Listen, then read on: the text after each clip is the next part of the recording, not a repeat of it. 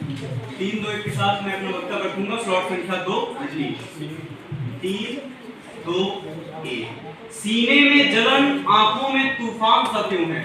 इस शहर में हर शख्स परेशान सा क्यों है? मान्यवर, आतंकवाद एक ऐसा योजनाबद्ध हिंसा है जिसका परिणाम राजनीतिक, धार्मिक, सामाजिक घृणा के रूप में होता है। 2025 के इस वैश्विक दुनिया को जब हम देखते हैं तो आतंकवाद की मूल समस्या क्या है या आतंकवाद का मूल कारण क्या है? मान्यवर, आज केवल डिजिटल क्रांति के दौर में कोई भी हिंसा की स्थिति पैदा हो सकती है। प्रश्न यह उठता है कि नैतिकता यहाँ प्रासंगिक है या नहीं? आतंकवाद के समाधान में प्रयास क्या किए जा रहे हैं? जैसा कि पूर्व में भी कहा जा चुका है, यदि आंख के बदले आंख तोड़ी जाएगी तो पूरी दुनिया अंधी हो जाएगी। इससे कोई समाधान नहीं हो सकता है मान्यवर। परंतु वास्तविकता हम देखें, प्रसिद्ध यथार्थवादी सिद्धांतकारी हेंज मॉर्गेंथो ने कहा था अपने सिद्धांत में कि कोई भी राष्ट्र अपने स्वयं हित को हमेशा वरीयता देगा। अब नैतिकता की प्रासंगिकता की जब हम बात कर रहे हैं, क्या नैतिकता हर देश स्वीकार कर पाएगा?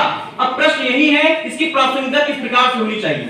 मान्यवर, पहली बात तो आतंकवाद एकल रूप से किसी भी राष्ट्र की समस्या नहीं है। जब एकल रूप से समस्या देखेंगे तो इसका समाधान नहीं हो पाएगा। इसलिए यहाँ वैश्विक संयुक्त प्रयास की आवश्यकता है। मान्यवर, कुछ बातें कहना चाहूंगा। 1948 में जहां यूएनएचआर में पहली बार मानवाधिकार की बात किया गया और 1949 में जेनेवा कन्वेंशन में जब कहा गया कि जो युद्धबंदियां हैं या सैन्य बल हैं, यहाँ पर मानवाधिकार को वरीयता देने की आवश्यकता है। यहाँ पर इमैनुअल कांट का एक विचार याद आता है कि मानव को साधन नहीं साध्य के रूप में देखना चाहिए और कोई भी नियम को जब आप वरीयता देते हैं तो उस नियम की सार्वभौमिकता स्वीकार होनी चाहिए। अब नैतिकता ही एक ऐसा प्रारूप है जो इस प्रकार की समस्या का समाधान कर सकता है। मान्यवर, एक बात समझने की आवश्यकता है कि वर्तमान विश्व में आतंकवाद की परिभाषा ही अलग है। जहां पर आतंकवाद हम देख सकते हैं कि शैली भले विभिन्न हो लेकिन खतरा समान है। भारत में नक्सलवाद और अलगाववाद है। यदि मध्य पूर्वी देशों में देखें वहां गृहयुद्ध की स्थिति बनी हुई है। यूरोपीय देशों में देखें वहां बाहरी आतंकवाद है, यानी कि खतरा पूर्ण रूप से समान है। अब इस खतरे में समस्या क्या आ रही है कि आतंकवाद को हमेशा स्वयं हित की तरीके से वरीयता दी जा रही है।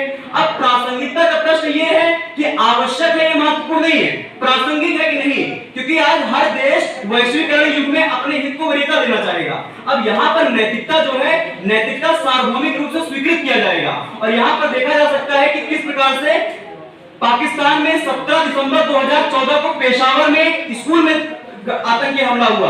अब वहां पर स्कूल में आतंकी हमला हुआ तो उसके विरोध में एक प्रसिद्ध लाइन वहां पर मशहूर हुई कि मुझे दुश्मन के बच्चों को पढ़ाना है।